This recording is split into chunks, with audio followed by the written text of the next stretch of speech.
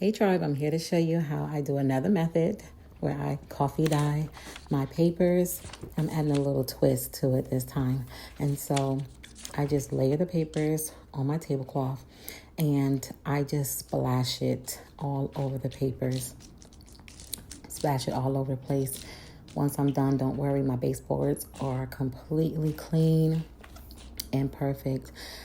Here I'm just splashing them, and then this twist I'm using is for the first time. I'm using alcohol inks, and I'm gonna just put some blue and some red and some green on this one. And I just wanted to see how this would turn out once it dried. And with that, I'm going to, because there was so much on there, I'm layering some of the white paper on top just to sop it up. And then I will remove it and let that dry on the right hand side. So you can see on the left hand side is where I just splashed everything, added. The right hand side is where I sopped it up, and to see how it dries and what it looks like when it's done. And so this is what it looks like when it's done. And this was the left hand side, and I absolutely hate it. I do not like the way this turned out. It may be art to some people.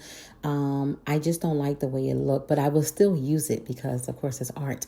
But I wanted to show how this was the right side where I actually sopped it up and how it actually flowed and looks more fluid, and it really looks more prettier than the first method. And this was additional where there was some left over. I was just sopping it up with just some plain white paper. And so you get a little bit of the changes. Here I did it again where I just completely just put coffee and the dyes, and I used blue and orange, I think, on the tablecloth, and then I laid my papers on top of them and just sopped them up, and it came out really pretty. So I will now use the second method and not the first method, but I think this looks beautiful, and I am going to really use these papers. Look how beautiful that looks. And so I'm just trying to figure out what I'm going to do. I have a video where I painted my parchment papers, and I've used it in another project before that you'll see in a minute.